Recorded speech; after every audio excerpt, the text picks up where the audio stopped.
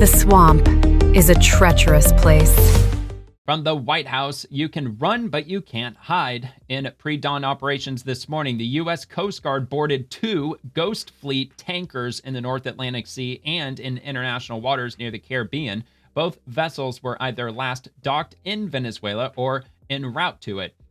Watch the U.S. Coast Guard boarding Ghost Fleet tankers in 2 pre-dawn operations. Let's take a little watch at this. Thought it'd be dramatic. It doesn't look like any audio, so that's a little awkward for me because it's kind of hard to narrate something that you haven't seen yet. Looks like a helicopter. It looks like it's on fire. Probably not on fire. I'm assuming that's infrared.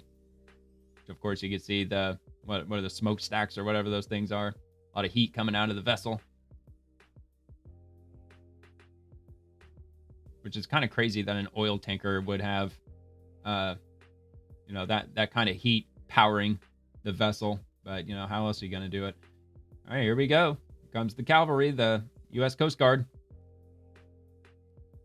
Boarding the vessel. They didn't say whether if this was the one in the North Atlantic or the one in the Caribbean. I guess it doesn't really matter all that much. Oil tankers are oil tankers. Looks like maybe another one, or is that just another shot from the initial? I'm assuming that's a second helicopter. They're probably dropping off more. All right, skip up a little bit. It looks like it's just completely engulfed in flames. That's crazy. Oh yeah, man, they're just sliding right on down. I can't remember what that's called. I looked up that term because around Christmas time, the Department of War, they had like this Santa Claus spectacle for the kids right outside of the Pentagon, and they had some military guys or special agents. They were doing the same thing, using ropes to scale down the building. But I can't remember what that term was.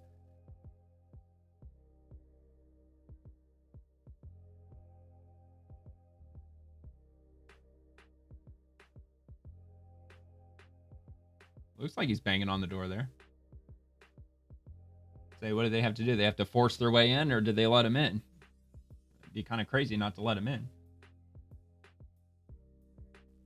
Though I'd understandably be freaked out too. All of a sudden a helicopter lands on your vessel. But one of these 2 vessels, they know exactly what's going on because they've been actively evading the U.S. Coast Guard or the military or whoever it was that's been looking for them. I'm assuming it was the Coast Guard.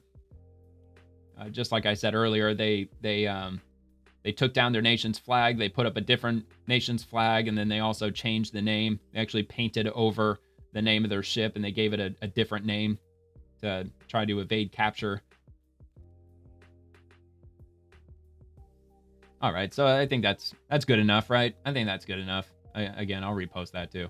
All right, Pete Hegseth, the blockade of sanctioned and illicit Venezuelan oil remains in full effect. From U.S. Southern Command, in a pre-dawn action this morning, the Department of War, in coordination with the Department of Homeland Security, apprehended a stateless, sanctioned Dark Fleet motor tanker without incident. The interdicted vessel, MT Sophia, was operating in international waters and conducting illicit activities in the Caribbean Sea. The U.S. Coast Guard is escorting MT Sophia to the U.S. for final disposition. Through Operation Southern Spear, the Department of War is unwavering in its mission to crush illicit activity in the Western Hemisphere. We will defend our homeland and restore security and strength across the Americas. And this looks different. Maybe this is the other tanker. Oh, see, they put sound on this one.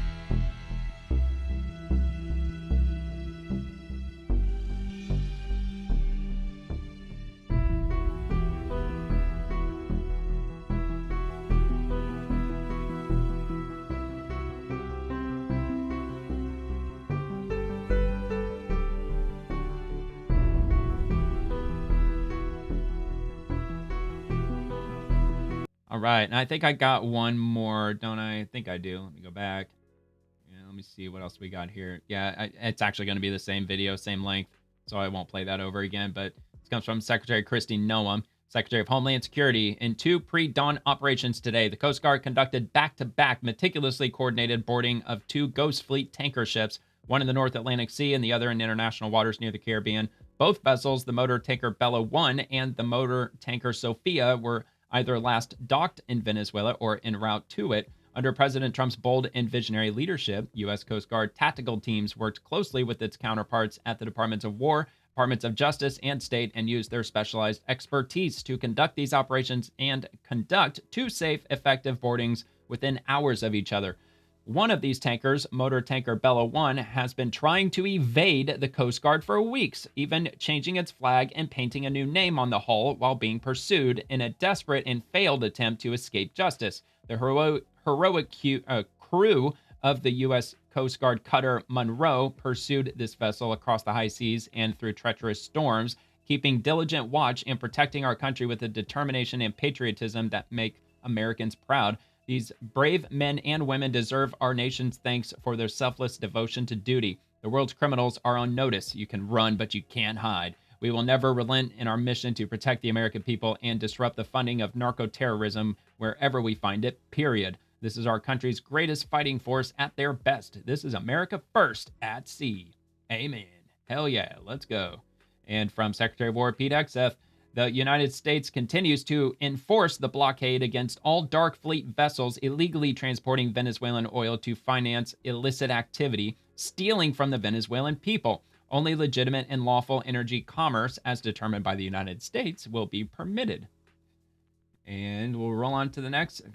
Same from Pete Hegseth. The blockade of sanctioned and illicit Venezuelan oil remains in full effect anywhere in the world. This is from U.S. European Command. The Justice Department and DHS, in coordination with the Department of War, today announced the seizure of MV Bella 1 for violations of U.S. sanctions. The vessel was seized in the North Atlantic pursuant to a warrant issued by a U.S. federal court after being tracked by a U.S. Coast Guard cutter Monroe. And there's an image of them taking a look at the tanker. It's trying to get away, but they weren't fast enough. And heading to the next.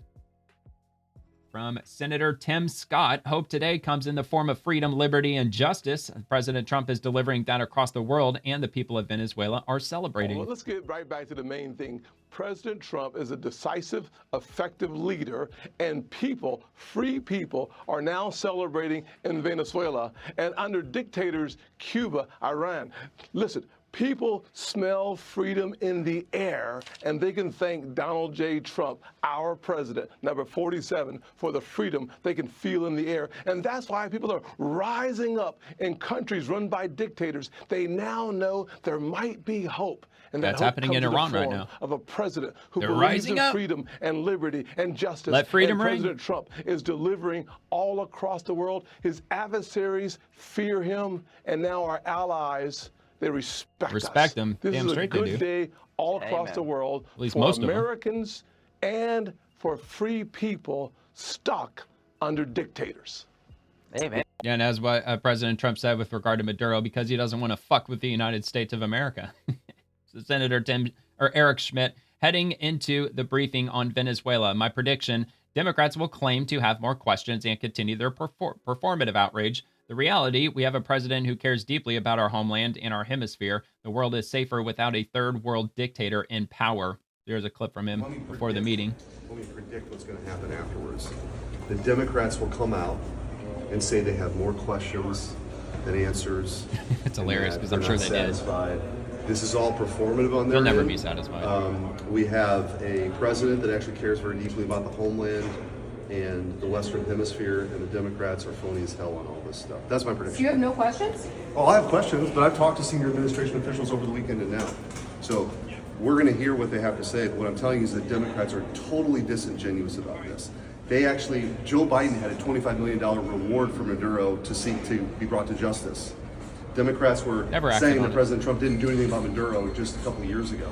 And he did. And so now we have a communist dictator that's not empowering. We're not sending criminals to this country, not flooding our country with illegal drugs anymore, and playing host to the Chinese, the Russians, the Iranians in our own backyard. So the president's taking action, and the Democrats have nothing except complaining about what President Trump does. Well, it's all about Trump not being a career politician. He didn't get the blessing by the establishment before he ran and was elected president, and they just don't want that to be the status quo. I think that's why they're just constantly going after Trump no matter what. If you enjoyed the video, please like and subscribe to the channel. Check out The Swamp Monday through Friday at 11 p.m. Eastern, with segments dropping on the daily. Thank you for watching, and have a nice day.